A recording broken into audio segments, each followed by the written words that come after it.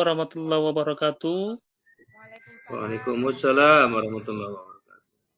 Oke, bismillah, alhamdulillah, salatu wassalamu ala sayyidina wa maulana Muhammadin bin Abdillah wa ala alihi wa sahabatihi wa man tabi'a sunnatahu wa jama'atan min hadu ila yaumil ba'thi wan nado. Terima kasih pada anak-anakku sekalian. Gimana kabar pagi hari ini?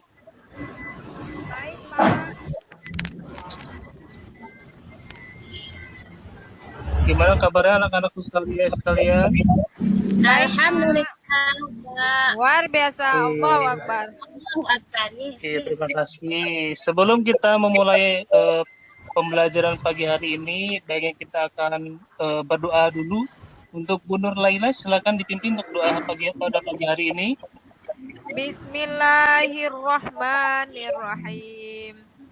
Rabbi zidni ilman warzuqni fahman. Siapa? Amin ya rabbal alamin ya. Oke. Pada kesempatan pagi hari ini, sebelum kita masuk ke materi, biasanya kita nge-review pelajaran kemarin ya. Pelajaran kemarin tentang jinayah ya. Ya Bu Nur Laila ya. Nur Laila ya. Ya, Pak.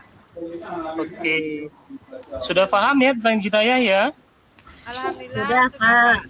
Oke.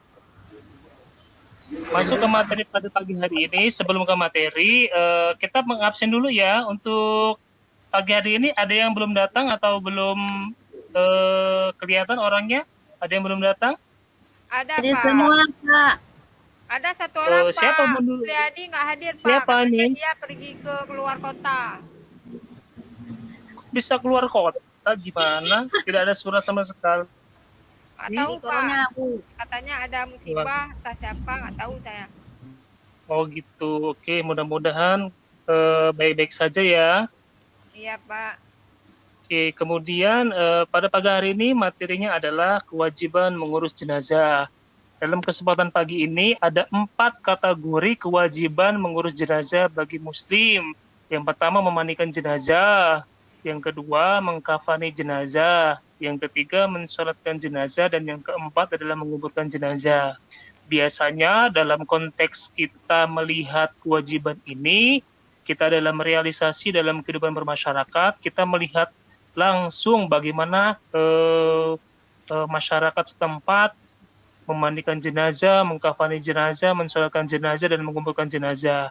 Pada kesempatan kali ini, pada anakku sekalian, kira-kira dalam konteks 4 kewajiban ini, ada yang belum paham, ada yang emang belum pernah melihat dan merasakan bagaimana cara memandikan, mengkafani, dan mensolatkan.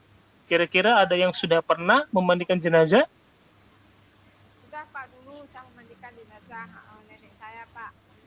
Oh gitu, pernah memandikan ya.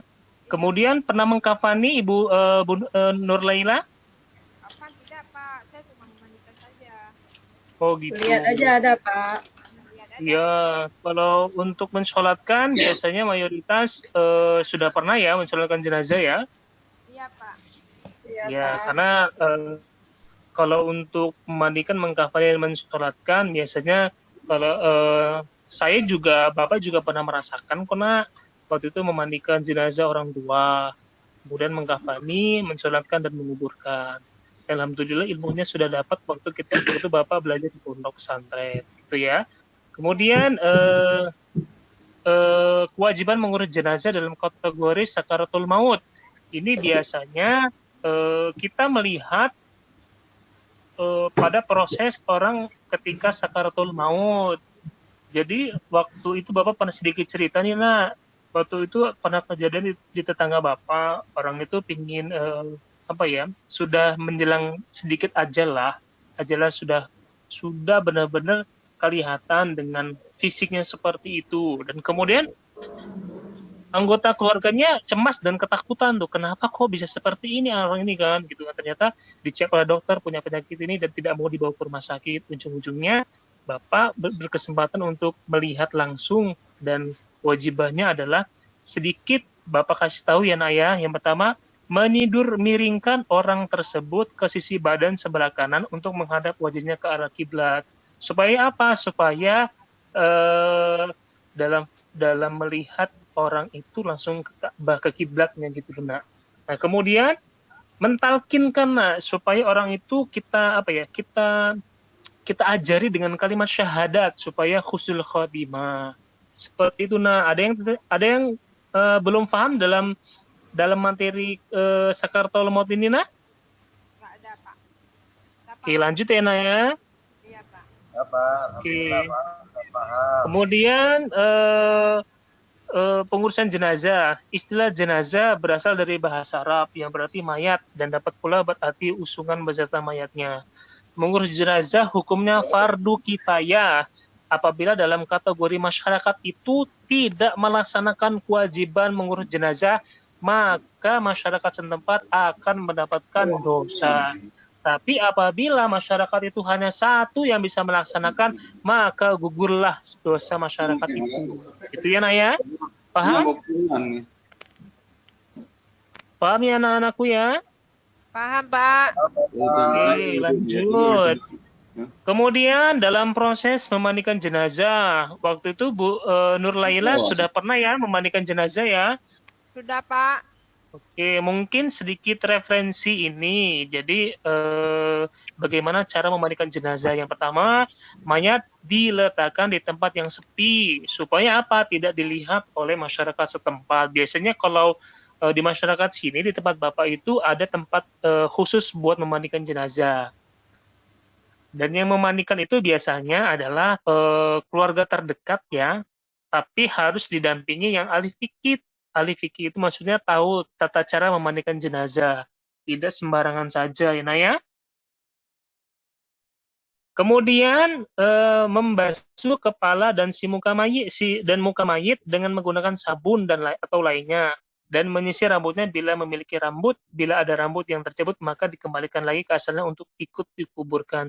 Jadi tidak boleh melihat ada yang terjatuh dalam bagian tubuh, namun tidak dikuburkan, itu tidak boleh.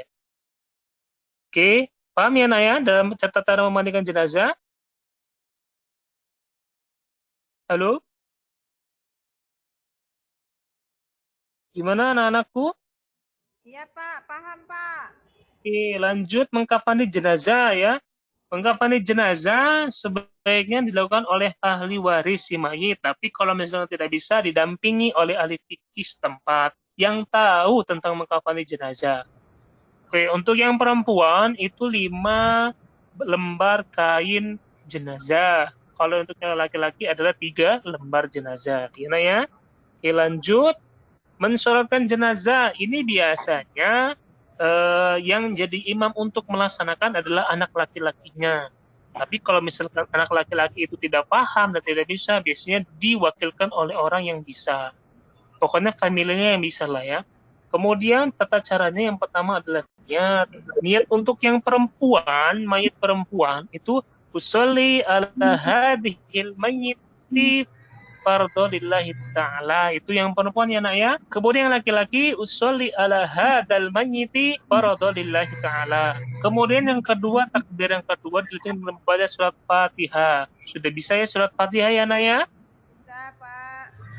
Oke, yang ketiga, takbir yang ketiga yaitu dengan membaca salawat Nabi. Ini Allahumma sholli ala sayyidina Muhammad wa ala ali sayyidina Muhammad kama shallaita ala sayyidina Ibrahim sampai akhir ya. Kemudian takbir yang keempat membaca doa Allahumma fillahu warhamhu wa'afini wa'fu anhu, kan gitu.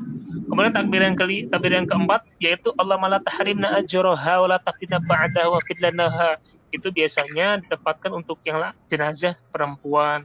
Kalau yang laki-laki diganti Allahumma la tahrimna ajrahu wa la taftina ba'dahu wa fidlana wa lahu wa li ikhwanina alladziina sabaquna bil sampai akhir ya. Ini banyak juga yang seperti ini. Kemudian takbir kelima yaitu mengucapkan salam. Takbir keempat yaitu mengucapkan salam ya, Nak. Lanjut.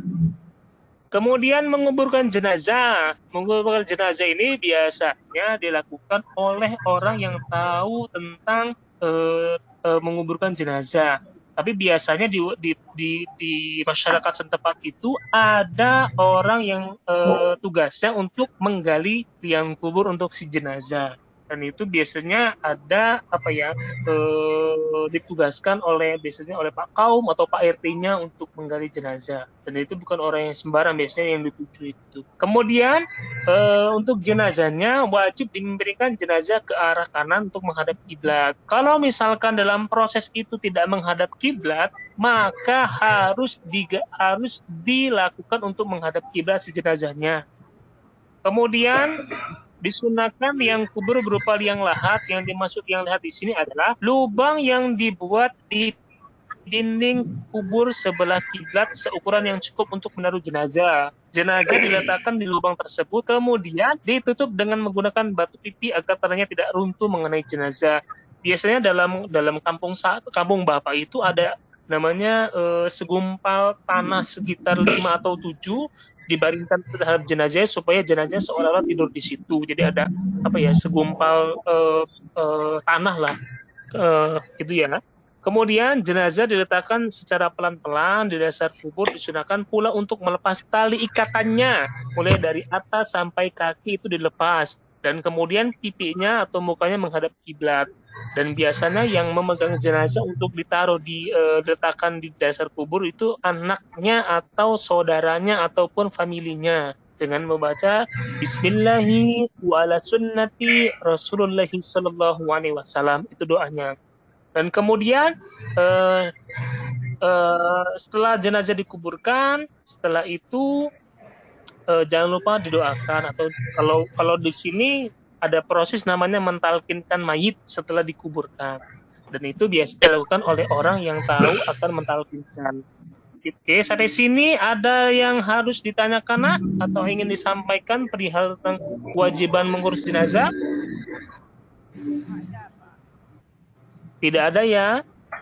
Untuk selanjutnya Bapak akan membuat 2 kelompok, dan masing-masing kelompok akan mengidentifikasikan bagaimana tata cara menguburkan jenazah, bagaimana tata cara mengkafani jenazah, bagaimana tata cara memandikan jenazah dan mengkafani jenazah. Bapak akan buat 2 kelompok, dan masing kelompok akan membicarakan hal tersebut.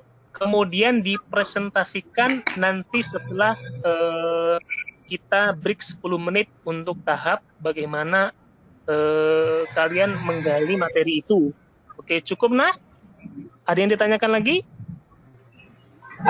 Cukup Pak, terima kasih. Cukup ya. Oke, terima kasih. Bapak cukupkan pembelajaran pada pagi hari ini. Mudah-mudahan bermanfaat. Akhirul kalam, billahi taufiq wal hidayah. Assalamualaikum warahmatullahi wabarakatuh. Waalaikumsalam. Lebih fresh lagi Pak An. Oh gitu Pak.